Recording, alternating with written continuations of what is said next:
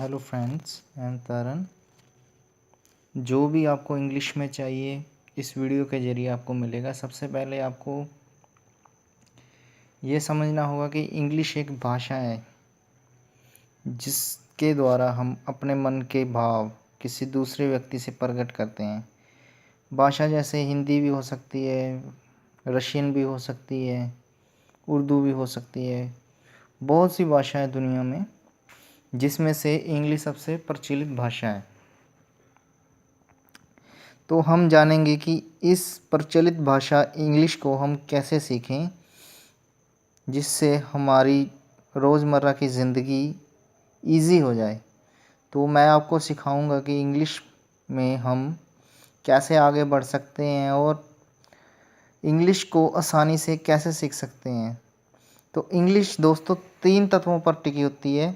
3 काल होते हैं, मीन्स समय होता है 3: वर्तमान काल, भूतकाल और भविष्य काल, जिसको हम इंग्लिश में प्रेजेंट टेंस, पास्ट टेंस और फ्यूचर टेंस के नाम से भी जानते हैं। तो दोस्तों, इंग्लिश सीखने के लिए हमको इन 3 टेंसों पे ही काम करना होगा। इन 3 टेंसों में ही रह के हम इंग्लिश का उच्चारण उच्च रूप से कर सकते हैं। दोस्तों, इंग्लिश कोई हुआ नहीं है। इंग्लिश ये नहीं है कि हमें आ नहीं सकती, आएगी, बट आपको मेरे साथ कनेक्ट रहना पड़ेगा। मैं आपको पर डे एक वीडियो दिया करूँगा जिसमें इंग्लिश सीखने के लिए एक लेसन होगा।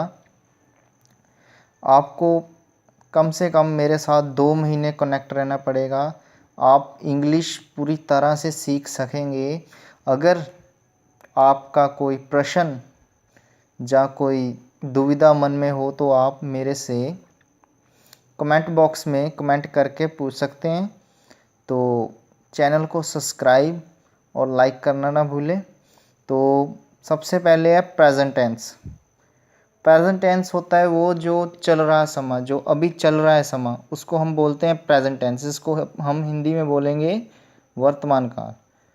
दूसरे नंबर पे आता है भूतकाल, जो बीत चुका समय है। इसको इंग्लिश में हम कहते हैं पास्ट टेंस। जो समय बीत चुका होता है उसको हम पास्ट कहते हैं। और नंबर 3 पे आता है भविष्यकाल, जो आने वाला समय है, उसको हम इंग्लिश में फ्यूचर टेंस भी कहते हैं। तो ये थे दोस्तों 3 काल। तो अब हम जानेंगे तीनों के वर्णन और इनके सापेक्ष जानकारी। तो ये जानकारी अब मैं आपको अगली वीडियो में दूंगा कि ये कैसे काम करते हैं, कैसे इसके यही बेस है इंग्लिश सीखने के लिए। तो नेक्स्ट वीडियो का इंतज़ार कीजिएगा। वंदे मातरम। जय हिंद।